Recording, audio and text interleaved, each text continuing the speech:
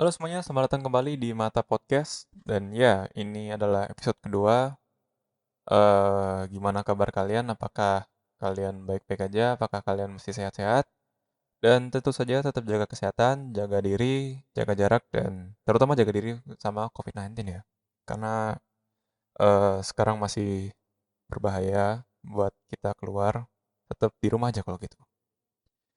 Dan ya, beberapa hari kemarin setelah gua ngepost sebuah video pertama gua di YouTube, gue dapat berbagai macam kritikan yang menurut gue cukup membantu gue buat semakin berkembang nantinya. Dan mari kita lihat apakah di episode kedua gue ini gue ada kemajuan atau enggak. Soalnya gue juga nggak tahu. Kan karena yang bisa ngeliat itu adalah kalian sendiri. Karena kalau menurut gue ya, gue posting sesuatu menurut gue ya udah bagus-bagus aja. Cuman kalau misalnya kalian ada kritikan dan masukan, pasti gue bakal perbaikin. Dan eh dari podcast pertama gue yang kemarin itu gue bener-bener excited excited banget soalnya gue dari sana gue bener-bener belajar hal baru, gue nyobain hal-hal baru, soalnya kayak gue nyoba rekaman, gue nyoba editing video, dan ya menurut gue asik sih, asik-asik gak asik karena eh kenapa nggak asik? Soalnya gue tipe orang yang nggak terlalu suka ngomong panjang. Cuman gue pengen cerita-cerita aja, makanya gue bikin podcast. Dan gak asiknya lagi tuh juga karena gue belajar editing video itu cuman 2 minggu kemarin. Itu pun gara-gara gue pengen editing video buat tugas kuliah. Ya udah cuman tugas kuliah aja, jadi kayak videonya ya bala-balan aja. Dan hasil editing gue kemarin adalah podcast pertama gue kemarin yang gue post. Dan terima kasih buat kalian yang sudah mendengarkan, sudah memberikan kritikan dan masukan. Tanpa kalian, gua mungkin bukan apa-apa. Tanpa kalian, mungkin gua hanya mahasiswa yang, ya, yang diam-diam di rumah, nggak ngapain, nonton TV, nonton HP, nonton YouTube seharian. Dan, aduh, gua kayak gini kayak seakan-akan gua udah bikin episode banyak banget ya. Padahal episode kedua. Ya, udah lah, nggak apa-apa lah. Nah, oke, kita lanjut aja ya. Nah, di episode kedua gua kali ini, gua bakal membahas tentang pertemanan. Mungkin gue bahas tentang pertemanannya nggak terlalu jelas. Kayak cerita-cerita yang gue bakal kasih tahu, yang bakal gue ceritain ini eh nggak apa ya? Makna intinya itu bakal tersirat. Anjir, mantap. Ya kayak semoga kalian bisa ambil hikmahnya, bisa mencerna apa dari cerita gue, dan mungkin agak melenceng-melenceng dikit dari topik pembicaraan. Ya nggak apa-apa ya, buat hiburan aja. Oke, gue mulai dulu dari kehidupan gue dari pas TK sampai gue SMP. Nah, waktu gue TK sampai gue SMP itu teman gue ya itu doang. Soalnya lingkungan pertemanan gue itu cuman di sekitar itu doang. Karena gue dari dulu dari gue TK sampai gue SMP, gue itu sekolah di mana sekolah yang gue sekolahin itu sekolah. Ya di mana sekolahnya itu ada di satu yayasan yang sama. Jadi kayak teman gue dari TK pindah ke SD yang sama, teman gue SD yang sama pindah ke SMP yang sama. Jadi kayak ya udah teman gue ya itu doang. Paling ya cuma nambah satu doang, satu atau dua lah. Cuman gara-gara itu gue merasa kayak kok pertemanan gue aneh banget, dan gue jadinya nggak mau terbuka sama yang lain kan. Dan gue rasa lu pasti semua pasti pernah punya teman yang dulu dari kecil sampai lu gede. Sekarang itu ya udah itu tuh doang. Soalnya lu nggak keluar dari zona nyaman pertemanan lu nggak keluar dari zona kehidupan lu yang lama, kayak ya udah. Dan ketika gua mau masuk SMA, gua pengen masuk ke sekolah negeri. Soalnya gua dulu itu pengen ngejar PTN, dan gua pengen coba hal baru. Dan kenapa gua milih hal-hal baru tuh pas SMA? Soalnya eh, dalam pemikiran gua dulu itu sekolah negeri itu adalah sekolah di mana lu tempat banyaknya penyiksaan. Dan gue nggak tahu kenapa tiba-tiba, bukan tiba-tiba, gue nggak tahu kenapa pemikiran itu kayak melekat banget di pikiran gue. Kayak ya udah sekolah negeri itu ngeri banget gitu loh. Makanya gue pengen nyoba kayak apakah sekolah negeri itu sengeri itu. Dan ya udah deh gue daftar di salah satu, suaraku hilang, sorry.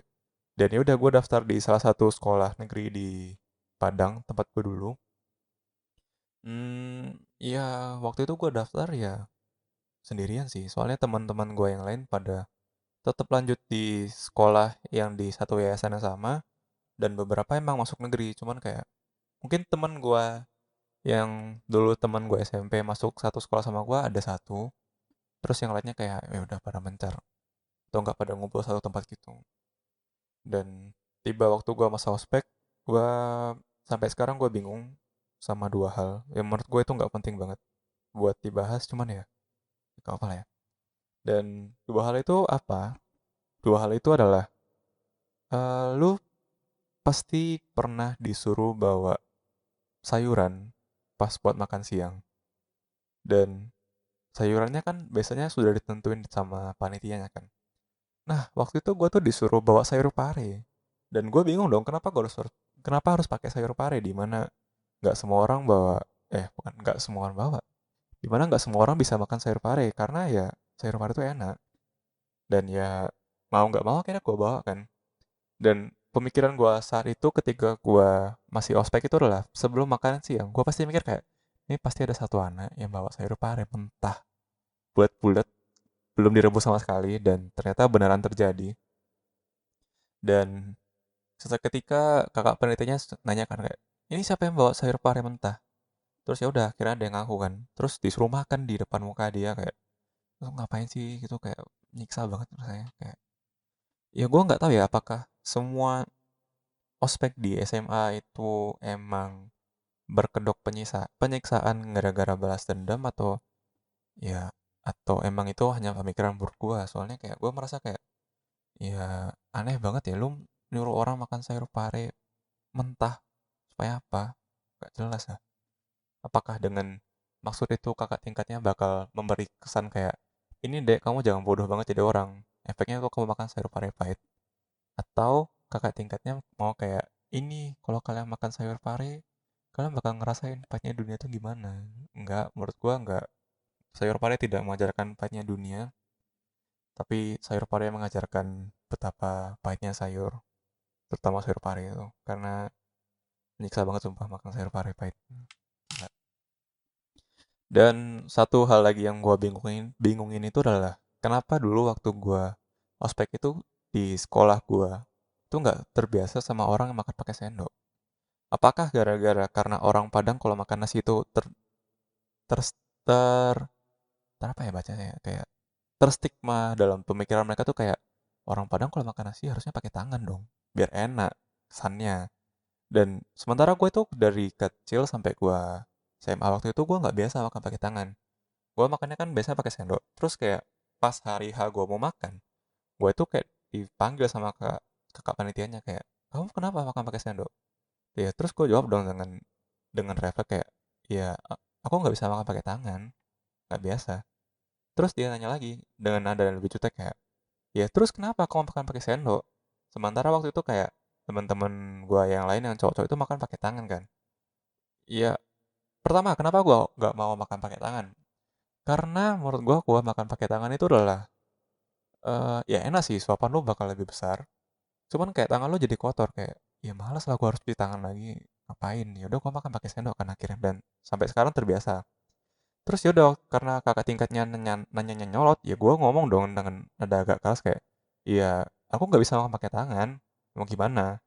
Dan untungnya waktu itu ada salah satu kakak panitia yang namanya kok nggak salah Nando. Terus siapa ya? Ya buat Kak Nando terima kasih waktu itu, ataupun siapapun namanya. Jadi kayak Kak Nando itu ngasih tahu ke panitianya kayak, ya udah biarin aja. Toh ya dia akhirnya makan siang dan makannya juga habis, nggak sisa-sisa. Dan pada saat itu kayak Kak Nando benar-benar belain gue, dan ya akhirnya gue temenan sama Kak Nando selama gue SMA di sana. Dan dan for information kayak, gue waktu itu kayak dikunjingkan dengan kakak panitia gara-gara gue nggak bisa ngomong, bisa ngomong. Gue nggak bisa makan pakai tangan. Sumpah, gara-gara itu doang gue jadi kayak jadi bahan gunjingan, nggak aneh banget gak sih? Dan terus selama gue SMA, oh gue SMA itu sempat pindah ke Surabaya. Jadi gue pindah ke Surabaya itu kelas 1 semester 2. Nah, pas gue kelas 1 semester 1, gue tuh sekolahnya di Padang kan. Kelas 1 semester 2, gue pindah ke Surabaya. teman gue yang di kelas teman gue yang di Padang itu tuh kayak nggak banyak-banyak banget. Soalnya gue dibilang kayak, ih ini orang pendiam banget sih. Ini orang kok jutek banget. Padahal gue merasa kayak, ya gue biasa-biasa aja. Gue nggak diam-diam banget, gue nggak cerewet-cerewet banget. Gue ngomong kalau misalnya kayak ada yang ngajak ngomong. Atau enggak misalnya kayak emang seperlunya aja kan.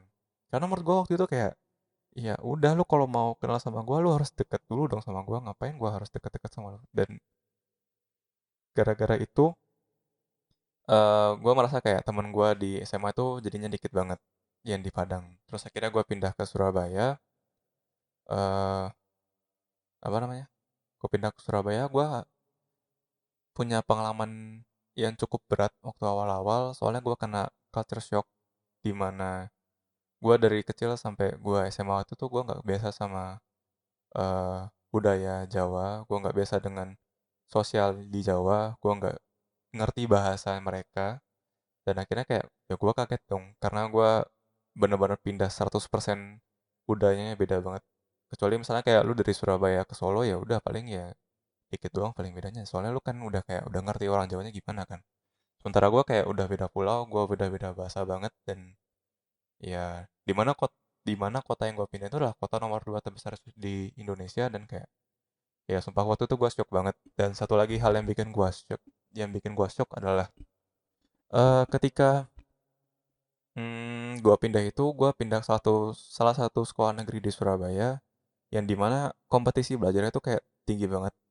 Dan gue kaget, karena gue orangnya adalah tipe orang yang chill, gue orangnya santuy, gue orangnya penikmat senja, kopi, senja, asam lambung. Ya udah, saya kira gara-gara gue nggak biasa dengan kompetisi belajar yang tinggi banget, jadinya kayak gue kaget. Dan gue mau nggak mau harus beradaptasi dong buat supaya gue survive di SMA. Dan akhirnya gue beradaptasi dan gue pasti dapat suka sama dukanya.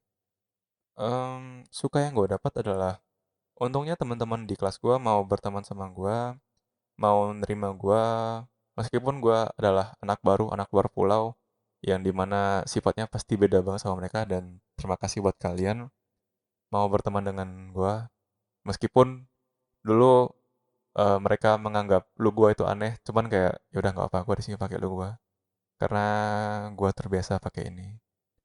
Dan duka yang gue rasain adalah ketika duka yang gue rasain sih biasanya di pelajaran sih. Soalnya gue orangnya karena gue chill, jadi kayak gue belajarnya ya seenak gue. Kapan gue pengen belajar gue belajar, kapan gue nggak mau belajar ya gue nggak belajar kan.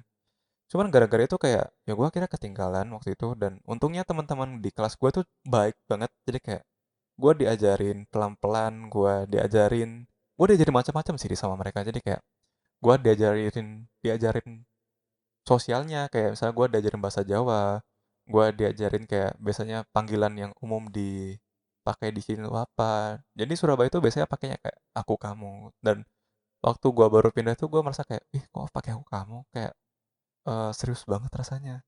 Dan ya kalau gue mau survive di Surabaya, gue akhirnya mau mau nggak mau kan harus ngikutin eh, kebiasaan di sana kan. Dan akhirnya gue sampai sekarang kebiasaan di Surabaya pakai aku kamu. Dan ya berkat mereka gue juga bisa belajar tentang pelajaran. Sumpah waktu itu gue kayak gue nggak ngerti ini, terus kayak gue tanya kayak ini gimana, oh ini tuh gini gini gini gini. Terus karena gue emang orangnya lola, jadi kayak, dan untungnya mereka mau mengajari gue secara perlahan, sabar nemenin gue belajar. Dan ya sumpah terima kasih buat kalian teman-teman SMA aku yang di Surabaya. hmm, Gimana ya, karena menurut gue teman-teman gue yang di Surabaya itu unik, sumpah unik banget. Di sana gue mulai mengenal kayak, oh ternyata kalau ada beda budaya itu kayak kita harus lebih terbuka, kita harus lebih siap menghadapi segala sesuatu yang mungkin kita nggak terbiasa. Dan karena adanya perbedaan itu gue merasa kayak hubungan lu dan teman lu semakin kuat nantinya. Dan akhirnya gue bisa lulus dengan bantuan teman-teman gue. Terima kasih, sumpah terima kasih sekali lagi. Mungkin gue banyak terima kasih hari ini ya. Jadi kayak ya gak apa-apa. Karena gue bersyukur gue punya teman. Dan lanjut ke masa kuliah gue, di mana sampai sekarang gue masih menjalaninya. Dan mungkin gue dibilang semester akhir nggak juga, soalnya gue baru semester 6. Dan selama gue 6 semester di sini, ya gue semakin melihat kayak gimana sih arti dari pertemanan pertemanan itu sendiri.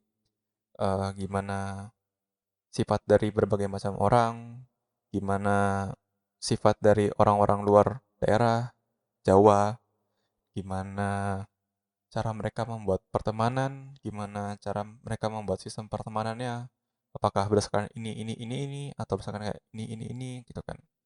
Dan menurut gue selama gue 6 semester di Surabaya, eh, dan menurut gue selama gue 6 semester di kampus ini, gue kayak melihat jenis-jenis pertemanan yang gue rasa tuh kayak umum banget di sana. Jadi kayak ada pertemanan yang dimulai ketika lu ospek, atau lu acara, atau lu kepanitiaan. Terus kayak ya udah, kalian temenannya selama acara itu doang. Ketika kalian udah selesai acaranya, terus kayak mungkin kalau lupa nama menurut gua masih dimaklumin ya, soalnya kayak kalau misalnya acara kan cuma sehari 2 hari doang. Dan kalau misalnya lupa nama gue ya it's okay, selama kalian sapa-sapaan nantinya kan, kayak ya halo, meskipun nggak sebut namanya. Tapi ada yang lebih parah tuh kayak misalnya kayak ada acara ini, terus kalian selama acara itu temenan, tapi setelah acara itu kalian kayak pura-pura nggak kenal gitu loh, atau salah satu nggak pura-pura nggak kenal. Dan menurut gue itu kayak, ya ngapain coba lu bikin teman kalau misalnya lu akhirnya nggak mau berteman dengan dia setelah acara itu. Dan menurut gue itu pertemanan tipe sampah banget, sumpah menurut gue itu sampah banget dan nggak patut buat ditiru.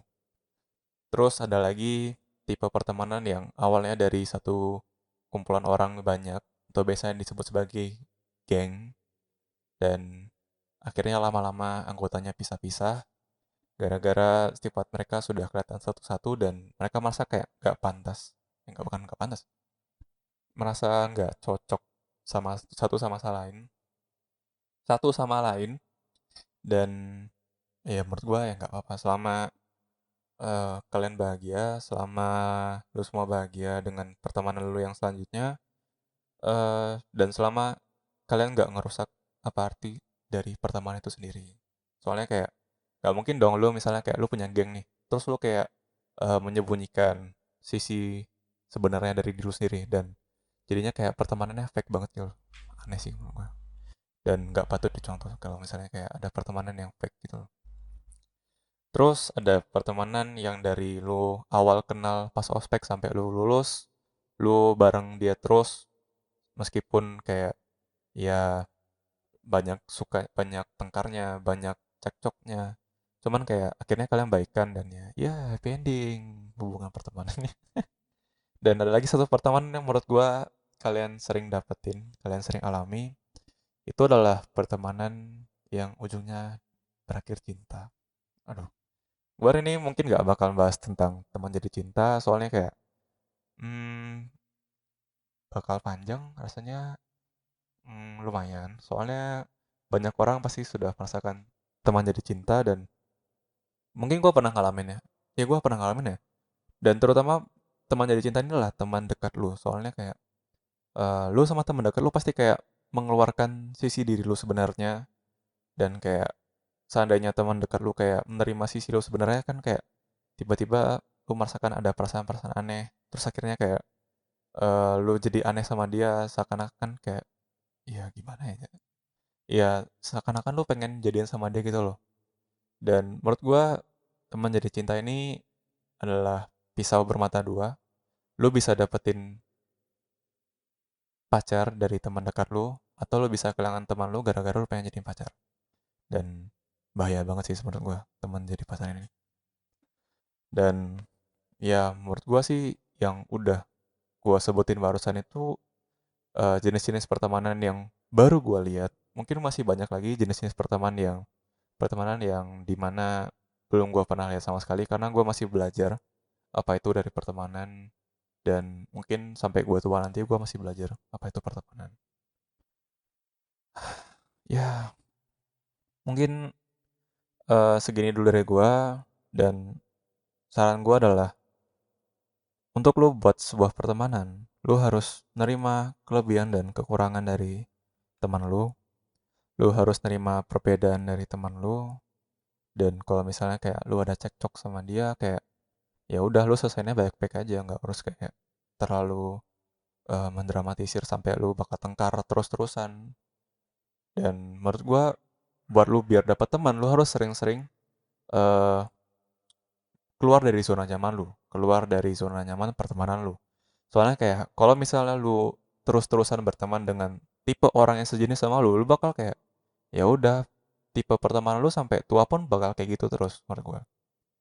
Dan menurut gua untuk keluar dari zona nyaman itu emang nggak enak, emang berat. Cuman buat nikmatin hidup, lu harus keluar dari zona nyaman, terutama untuk membuat pertemanan. Karena tanpa teman hidup lu pasti sepi, tanpa teman mungkin lu nggak ada apa-apanya. Karena gue merasa kayak gue bikin podcast ini karena gue dapat dukungan dari banyak orang, dari keluarga gue dan terutama dari teman-teman gue. Dan ya udah deh, segitu dulu dari gue. eh Jangan lupa di like, di komen dan di subscribe. Dan gue harap lu bisa nerima poin-poin yang sudah gue bilang. Karena apa yang gue ceritain barusan ini kayak ya mungkin nggak sepenuhnya tentang cerita pertemanan, cuman inti maksud dari cerita gue adalah pertemanan itu indah banget. Tergantung dari sikap lu buat menghadapi sifat-sifat dari teman. Sekian dari gue, bye bye. Wah.